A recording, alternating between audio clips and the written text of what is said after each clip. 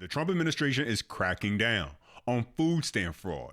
We're seeing what's happening in Minnesota, but this is really about waste, fraud, and abuse taking place across many blue states. Just imagine this. The federal government is giving states the money, and then those states turn around and basically say, don't ask us about this money anymore. It's none of your business. In fact, they go as far as saying, if you bother us about it, we'll sue, because we don't want to tell you what we're doing with the funds. And so now the Trump administration is countering with no cooperation, no funds. And blue states like Maryland and their governor are already losing it over this request from the Trump administration and the announcement that funding will be withheld if they fail to comply. And so let's break it all down. As always, the best way to show you support and that you enjoyed the content, smash the thumbs up. That tells me you like the video, and subscribe for more breakdowns like this.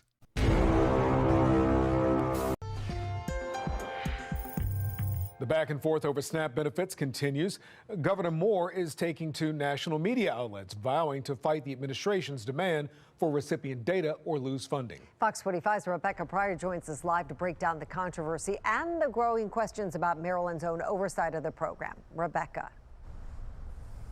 Mary and Kai, while Governor Wes Moore is doubling down as a defender of SNAP benefits, tonight one taxpayer advocate that I spoke with is arguing that it's Maryland's own mismanagement, not federal politics, that's putting this food assistance funding at risk. The battle over SNAP benefits intensifying this week. The Trump administration threatening to cut off funding to states refusing to turn over data, detailing who is receiving what. In response, I do not understand, and the level of cruelty that we continue to see from the president of the United States is just absolutely staggering. So let's be clear. These Democrat states are taking the position and trying to paint the Trump administration as cruel, simply because the administration wants these states to cooperate, work together, and share information about who's receiving federal money. Makes sense to me. And let's be clear, I think we all probably know this by now, but sharing information to receive federal funds is nothing new. Individuals do it every single day. For example, if you apply for Social Security, you got to verify your identity, your work history, and your citizenship status. If you apply for federal student aid, FAFSA, and you are required to submit tax returns, income documentation, dependent information, the whole 9 yards, right? And the list goes on and on and on, right? We can go on with this. And so the idea that the state governments should receive billions in SNAP funding, but not have to share basic data about where the money is going, give me a break. Nothing about that is normal, and it sure isn't transparency. And no individual in America gets away with that level of secrecy when they want money from the government. But these states are demanding it. And so they want to call it cruel to require this kind of oversight. And that's fascinating. Governor Wes Moore joining several states suing to block the request. In a statement, Moore calling the ultimatum reckless. What's cruel and what's reckless is what the state is doing with taxpayer dollars. Weighing in, taxpayer advocate David Williams arguing the governor's stance ignores a bigger issue.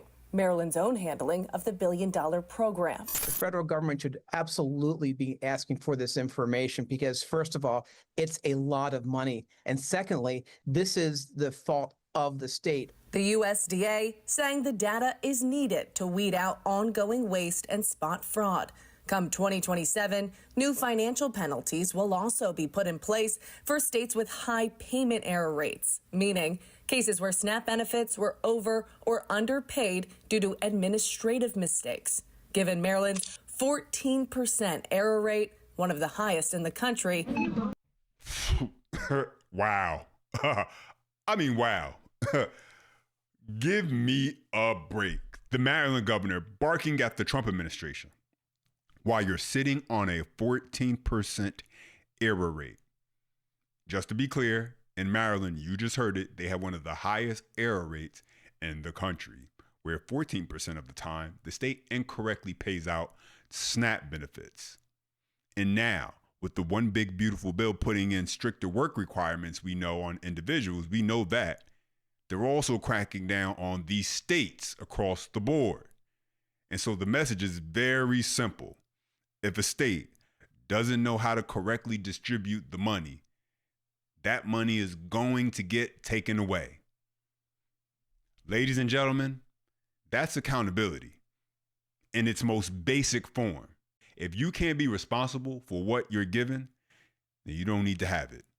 And so Maryland residents and residents of every other blue state scrambling right now, because I'm certain they're probably scrambling. Don't be mad at the Trump administration. That's lazy, and that's misplaced frustration. Look at the people you put in office at the state level and ask why they can't run this correctly.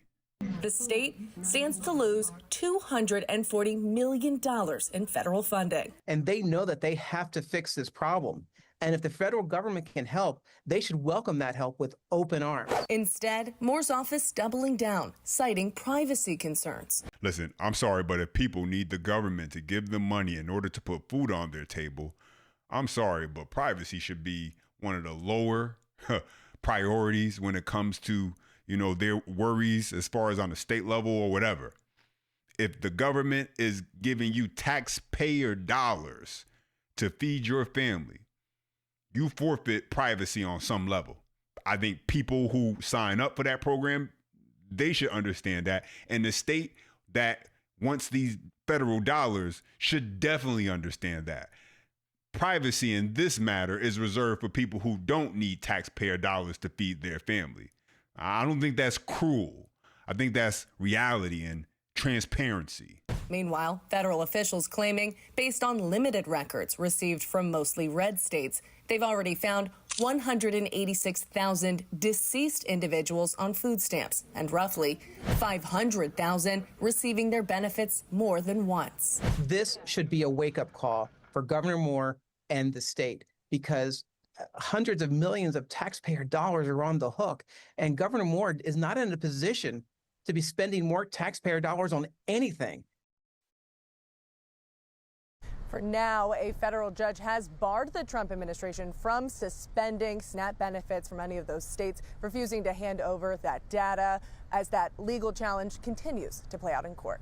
Reporting live in Baltimore City, Rebecca Pryor, Fox 45 News. I'd also like to remind everyone that the 2028 hopeful here in this situation, Governor Wes Moore, the Democrat governor of Maryland, has stated and been pretty confident so many times before when it came to the government shutdown. His words, we're going to step in and we're going to pay ourselves for the bill, the food stamps, and everyone government benefits. So to that I say, great. Then what's the problem now? If you're so confident your state can cover everything, then surely you can cover the cost of your own mistakes, especially when you're running one of the highest error rates in the country. Take a listen. As soon as a federal government shutdown was announced, I also started announcing what is Maryland going to do to support our people. So I announced that we were, for as long as we can, making sure that those supports, things like Medicaid and SNAP and WIC, that the state was going to help to cover for those, even though we have a fundamental bond that has been established between the federal government and our states that has been broken. And for as long as we can, we are going to make sure that our people are okay and made whole. That I said we are now working with the private sector to ensure that we are not going to do foreclosures and evictions and utility shutoffs to federal workers during this time. And I'm thankful for the partnership that we've established with the private sector. That I have said that the innovative things that Maryland has already done, things like our Feds to Eds platform, where we're getting federal workers who have been fired by Donald Trump and getting them into places like the classrooms where we have a teacher shortage, or in hospitals, that we're going to continue and expand these type of platforms and making sure that our federal government workers, that their skills are utilized. So we've been incredibly creative and aggressive to make sure we're taking care of our people. And I will always do that as long as I'm the governor, and especially as long as we have this situation where we are completely under attack by the federal government. Now, remember, this is the same Wes Moore who's posturing against Trump on SNAP. Meanwhile, his own state is staring at a $1.4 billion deficit, lost its AAA rating, and struggling to plug a multi-billion-dollar budget hole. Maybe fix your books at home before you lecture anybody about cruelty and responsibility. I'm just saying. But there are those that agree with the Maryland governor and think that what the president is doing is cruel on MSDNC. Take a listen. Joining us now are two of those attorneys general, Hawaii Attorney General Ann Lopez and Michigan Attorney General Dana Nessel. Attorneys General, welcome to the weekend. Attorney General Lopez, as soon as I heard this story, my first question was, how is this even constitutional to specifically target Democratic states for withholding of any kind of government assistance? Well, that is the first question, and it is not constitutional. But beyond that, it is all pretextual. We already are fighting fraud and abuse through mandatory programs that Congress has already created. So this idea that we have to provide this data so that they can root out fraud and abuse is just wrong. Mm-hmm. AG Nessel, so what are they trying to do? What is this really about? Because I imagine all of the attorneys general in Democratic states are all on a group chat or maybe a signal chat. If you're without Jeffrey Goldberg, feel free to add any of us to that. So when you guys are having these conversations, what do you all believe is under this? Because as you said, it doesn't appear to be about the waste, fraud, and abuse. Well, I mean, let's be honest about what this really is, right? I mean, it's just an effort to make sure that as few people as possible can participate in this program. I mean, at this point, this is comedy. What's wrong with that?